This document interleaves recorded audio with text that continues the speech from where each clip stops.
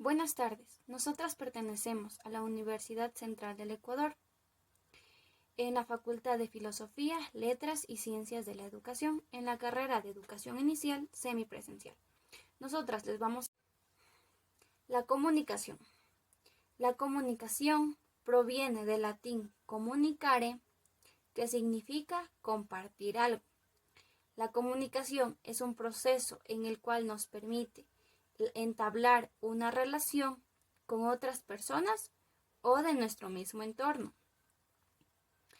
La comunicación es la transmisión e intercambio de información, donde un emisor transmite un mensaje codificado a un receptor a través de un canal en un contexto determinado. La comunicación fue creada por el mismo ser humano y es conocida como un fenómeno social. Para que exista una correcta comunicación, se necesitan los elementos de la comunicación, que son los siguientes. Emisor, persona que emite el mensaje, inicia el acto comunicativo e información. Receptor, persona que recepta o recibe el mensaje a una o más personas. Mensaje, contenido que el emisor anuncia. Canal, medio por el cual se envía el mensaje. Código, lenguaje empleado en el acto comunicativo o idioma. Contexto, tiempo, lugar o espacio en el cual ocurre la situación. Ejemplo. Como ejemplo podemos ver que el emisor es el presentador, el receptor es el televidente, el mensaje es la noticia que dice: la pesca ilegal en las Islas Galápagos está afectando gravemente a la fauna. El canal sería el televisor y el código es el idioma español en que se está dando el mensaje. Barreras de la comunicación. Tenemos las barreras físicas.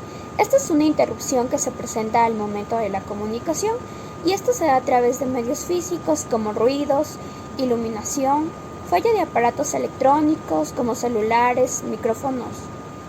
También tenemos las barreras semánticas. Se da cuando se interpreta de manera equivocada el sentido de una palabra.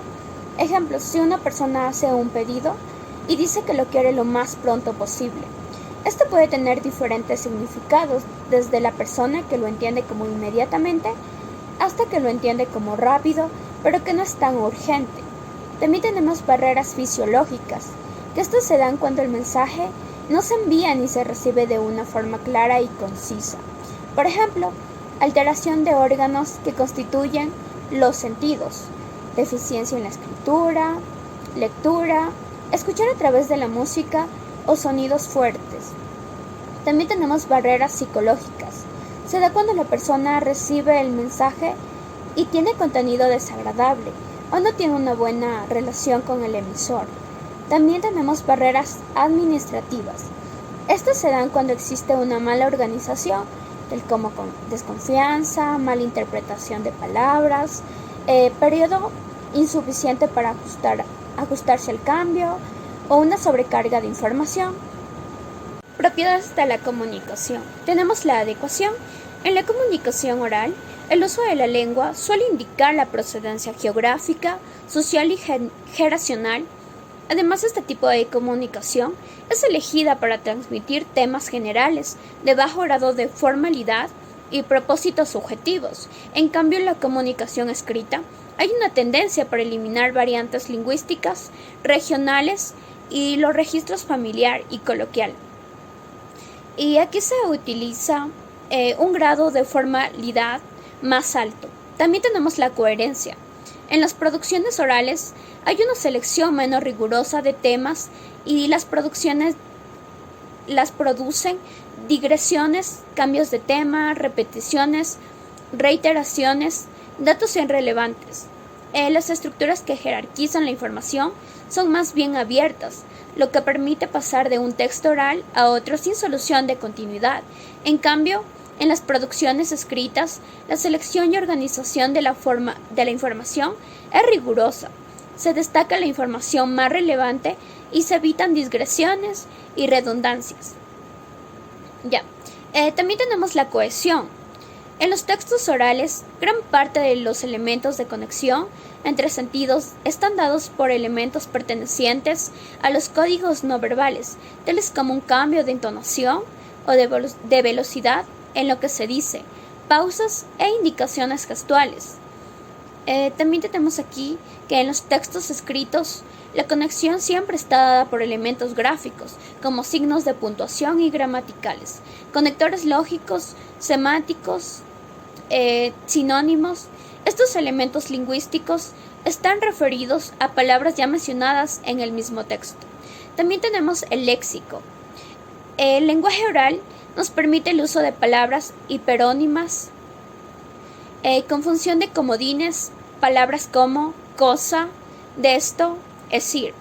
Son utilizadas para reemplazar nombres de cosas, ideas y personas, lugares o cuestiones generales que aparecen en la conversación y por lo tanto es infrecuente el uso de vocablos con significados específicos, tips lingüísticos, muletillas, o sea, bueno, sí, con función de enlaces, aunque no concuerden con la conexión lógica. Onomatopeyas, frases hechas y refranes, la repetición léxica. El lenguaje escrito presenta mayor densidad léxica y conceptual y se encarga por eliminar elementos lingüísticos que no tengan contexto. Tipos de comunicación, según su formato y según su uso. Según su formato, documentos iconográficos, por ejemplo, fotos, documentos textuales, ejemplo, libros, documentos virtuales, ejemplo, textos, documentos audiovisuales, ejemplo, películas, documentos sonoros, ejemplo, grabaciones. Según su uso, documentos públicos, ejemplo, pasaportes, documentos privados, por ejemplo, certificados de asistencia. Escucha activa, la clave para comunicarse con los demás. La escucha activa es una habilidad que se puede adquirir y desarrollar con la práctica. Sin embargo, puede ser difícil de dominar, pues hay que ser pacientes y tomarse el tiempo para desarrollar adecuadamente. Se dividen en dos señales. La señal no verbal, no distracción, contacto visual, postura corporal receptiva, sonrisa ligera. Las señales verbales, emitir palabras de refuerzos o cumplidos, resumen, parafrasear y hacer preguntas. Vicios del lenguaje. Son aquellas formas de construcción o empleo de vocabulario inadecuado que pueden dificultar la interpretación correcta de un mensaje. Involucra tanto la dicción como el vocabulario, pues comprende todos los factores que alteran el flujo normal de la comunicación. Los vicios pragmáticos. Se llaman así porque sufren sobre la marcha, ocurren por el solo hecho de emplear alguna forma lingüística o fuera de la convención por temporalidad. Entre ellos está el arcaísmo. Son todas aquellas palabras cuyo uso ha sido descontinuado del habla, y la escritura cotidiana. Son sustituidos por nuevas palabras cuando los objetos a que hacen referencia dejan de utilizarse. Ejemplo: enflacar, adelgazar, fierro, hierro, alberca, piscina. Y los neologismos regularmente son las lenguas que evolucionan de acuerdo con los avances literarios, científicos y tecnológicos. Ocurren alteraciones que deforman la lengua cuando se inventan alguna palabra fuera de la convención y con pocas posibilidades de integrarse adecuadamente al sistema. Ejemplos: hackear, influencer y emoticón. Los vicios sintácticos son los que más afectan a la comunicación lingüística, en la medida que rompen directamente la estructura gramatical. Dentro de los vicios sintácticos tenemos catacresis. Se emplea una palabra por otra, que también existe pero con significado distinto. Puede presentar problemas de acentuación diacrítica. Solecismo. Construcción incorrecta de una oración al cometer un error sintáctico. Monotonía, carencia de vocabulario suficiente para abordar una comunicación. Pleonasmo, repetición sin sentido de un mismo concepto con palabras sinónimas. Y, por último, cacofonía, construcción de frases cuya estructura resulta desagradable a la escucha. Los vicios semánticos oscurecen el significado o lo atacan mediante la inclusión de vocablos extraños, sin alterar los órdenes pragmático o sintáctico. Dentro de los vicios semánticos se encuentra la anfibología. Cuando una frase presenta problemas semánticos, se da lugar a dobles sentidos o a sentidos desfigurados. Y también tenemos los barbarismos.